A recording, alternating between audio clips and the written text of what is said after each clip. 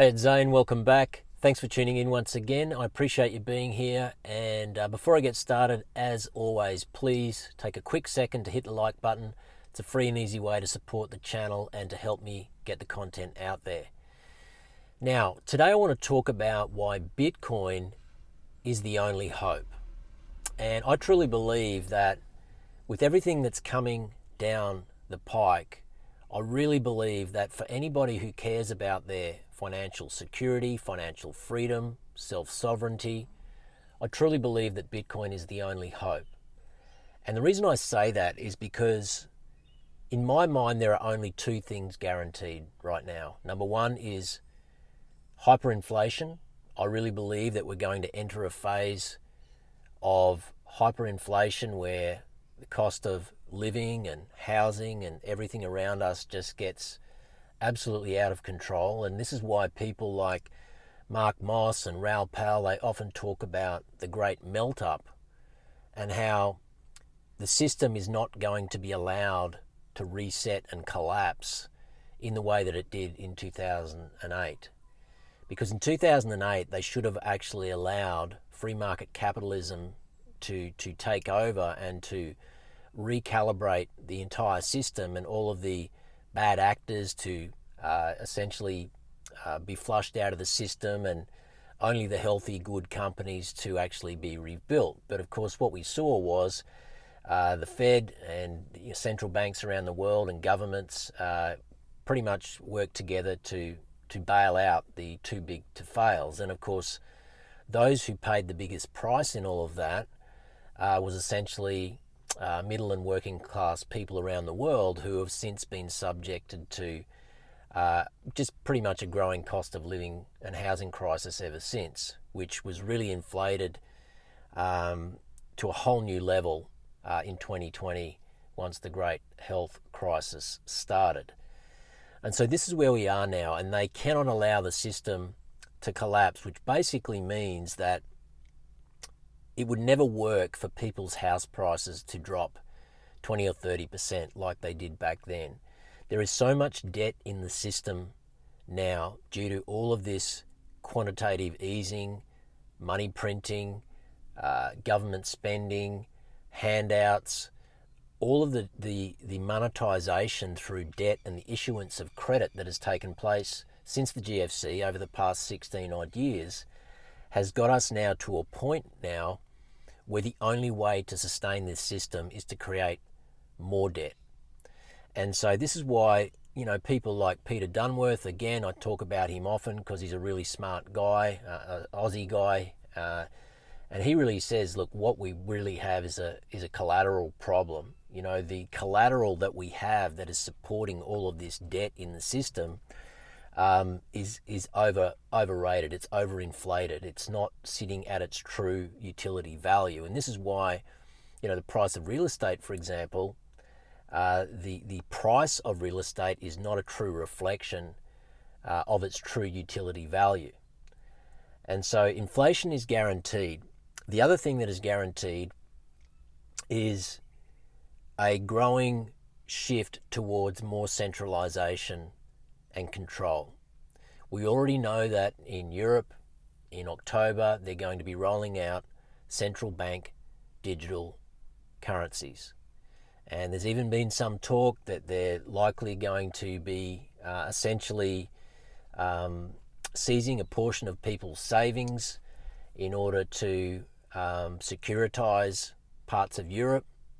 That is a whole other rabbit hole that we could go down, but it's just something that I've been hearing a little bit about. I'm not sure how much truth there is to it, but potentially what we could see is bank bail-ins and the seizure of people's savings. And we've seen it happen before in places like Lebanon in 2019, and where people essentially no longer have access to their savings, to their retirement accounts, and they're basically left to their own devices. Now, we don't know if that's going to happen, but we know it has happened before, and we know that in this increasingly centralized and draconian world that we live in, that this is definitely on the cards. And this is why we need to be thinking in a more self-sovereign and sustainable way, because we can no longer entrust our life savings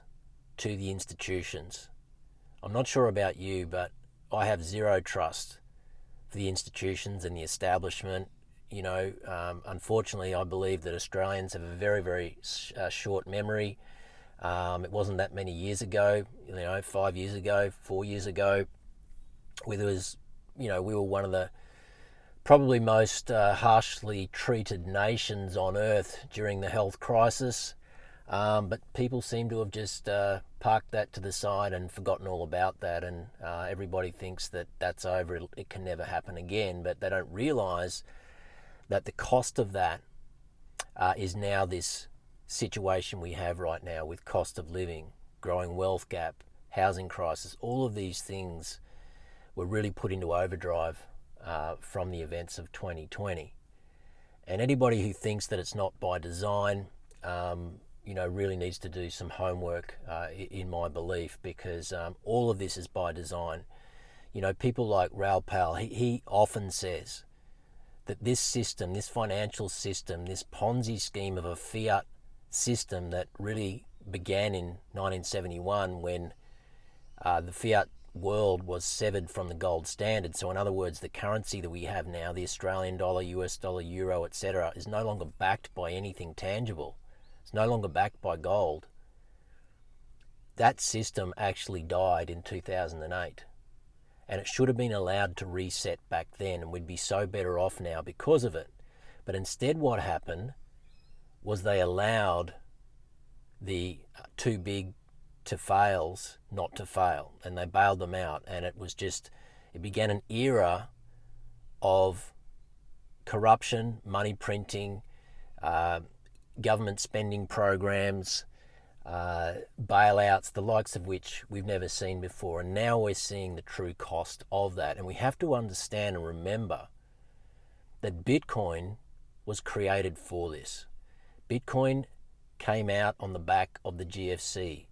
Not by chance, it was for a very important reason. It was like the final straw that broke the camel's back. It was the opportunity where Satoshi realized that now we need to put the people back in control. And so Bitcoin for the past 16 years has been a grassroots, ground up movement, a grassroots revolution, where people have started to gradually realize over time, as they've done the homework on Bitcoin and studied it and understood how this technology and this protocol works, this learning curve that everybody's been on, who's been paying attention over the past 16 years, who really understood the true inner workings of what caused the GFC, and decided that they wanted to opt out and move into this decentralized new monetary protocol called Bitcoin. It's taken 16 years to get to where we are now. But now I believe we're at a point where people now have to come to Bitcoin either by choice, or they're going to come here by force. And, even people who believe that they don't need Bitcoin because they believe that they're financially set for life, they have a significant superannuation fund or significant property portfolio, if all of your assets are tied to the debt-based system, I believe that you're at risk. I believe that many people who are not paying attention are going to get a very rude shock in the coming years when they realize that everything that they've worked so hard for to create and establish and accumulate throughout their lifetime, there's a really good chance that the rules are going to change. Perhaps it's not going to be there. We're going to enter into this new control system at a whole new level. And so this is why Bitcoin exists. It gives you and I the opportunity to actually opt out, to escape, to get onto the Life-Raft, to become in charge of our own destiny, to become self-sovereign. And I know that when we talk about Bitcoin, everybody loves to talk about when it's going to reach $1 million. Maybe it's going to get to 5 million. I mean, I did a video the other day about the path to 5 million. and why zero point 0.1 Bitcoin, I believe within the next 10 to 15 years, is a really good shot at getting you to $5 million.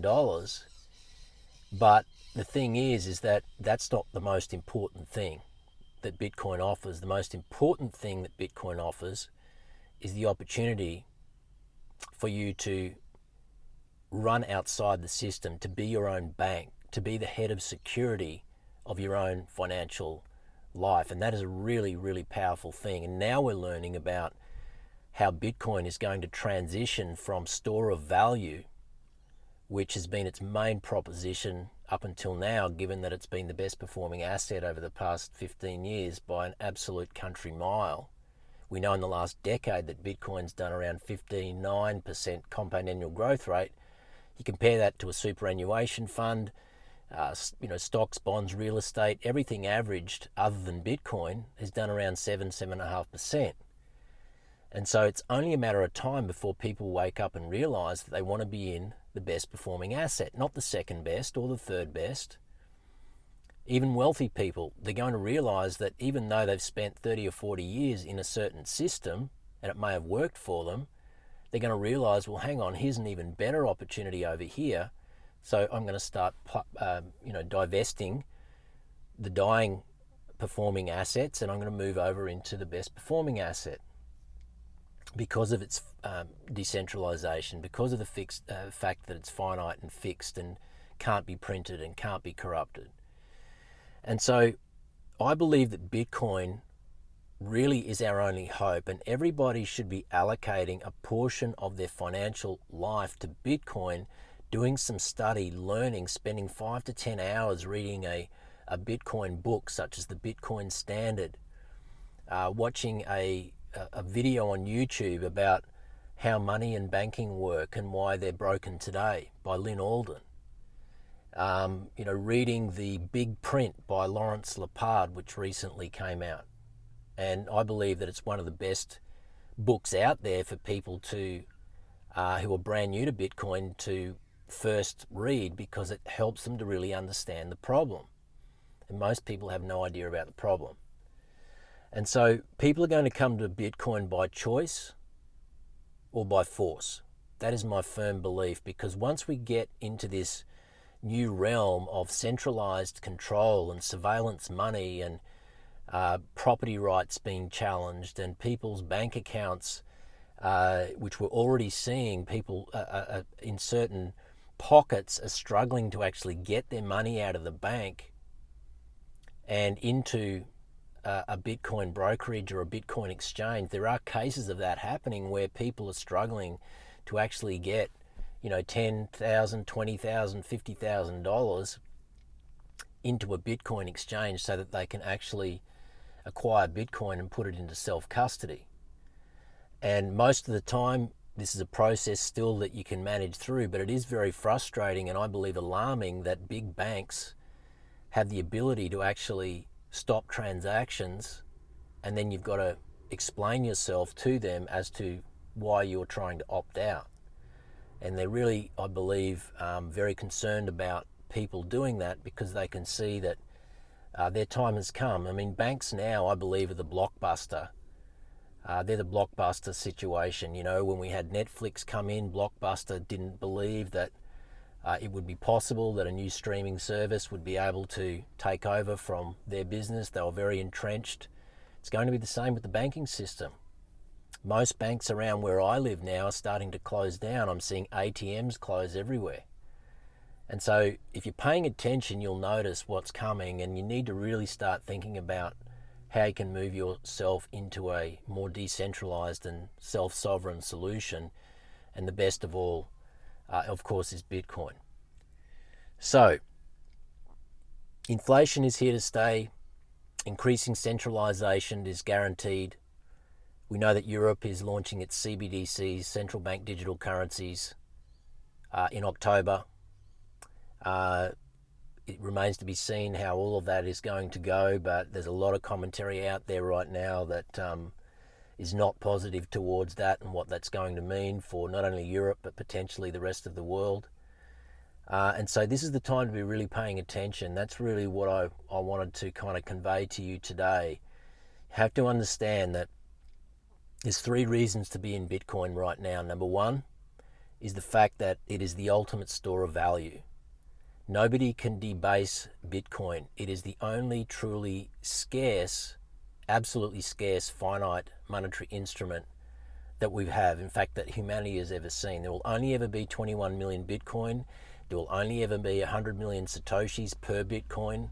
You don't have to acquire a whole Bitcoin. You can acquire 1 million sats. It will cost you $1,000. I was listening to a guy a couple of days ago. He was saying that he believes within the next 10, 15 years, one Satoshi is going to be parity with the dollar. In other words, 1 million sats at 1,000 today will be $1 million within our lifetime. Peter Dunworth, again the other day, was saying that he believes within the next 15 years, Bitcoin is going to 1,000x.